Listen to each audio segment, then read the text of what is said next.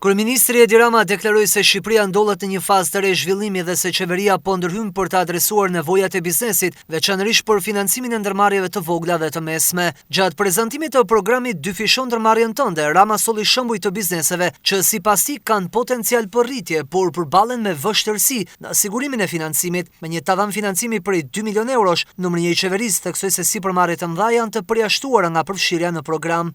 Ajo që ne synojmë me këtë program është që t'i japim krah ndërmarrjeve të vogla dhe të mesme që të dyfishohen.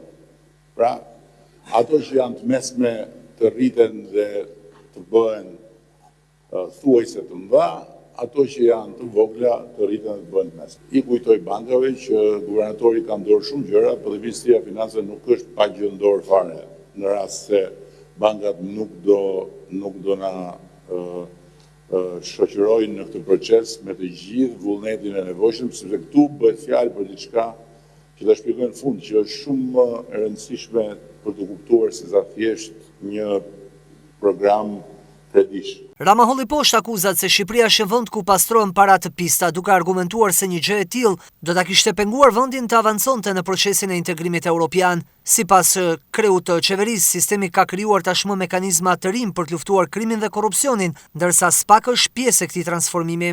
Flas për atë pjesë të sektorit që i referohet në mënyrë të vazhdueshme euro, duke pasur gjithmonë në backgroundin e mendjes edhe gjithë ekonomistët popullor që forcimin e euros,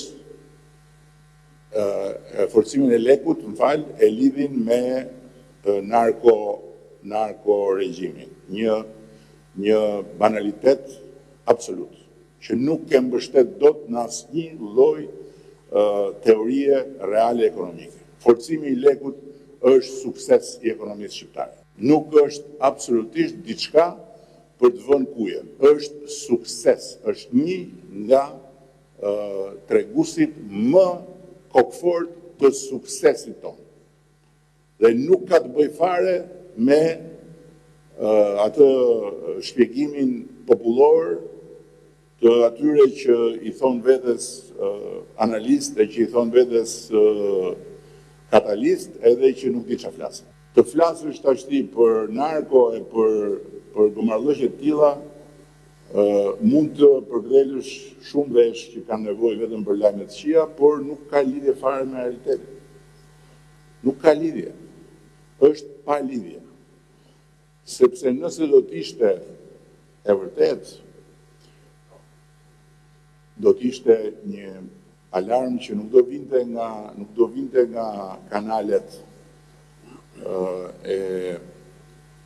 e informimit me si ata që i bien violinës me vesh. Po do vinte nga kanalet institucionale të organizmave ndërkombëtare, financiare që ndjekin ekonominë tonë me lupë. A ka ekonomi informale në Shqipëri? Patjetër që ka. E ky është një problem për ne, është një problem për taksa paguesit. Për këtë nuk mund të ankohen ata që bëjnë informalitet. A ka në Shqipëri para të pisët që qarkullon? Po patjetër ka, po ku nuk ka. Dhe është shumë e ligë në thelb që t'jam veshur Shqipërisë, duke qenë shqiptar, nuk ka fare rëndësi se kush është në qeveri e kush s'është në qeveri. Por informimin e sipërmarrjeve të vogla dhe të mesme në vend për ekzistencën e këtij programi, Rama tha se do të realizohet një fushat reklamimi në mënyrë kapilare në mbar vendin. Qeveria është gati të shkojë deri në 1 miliard euro mbështetje sipas tij.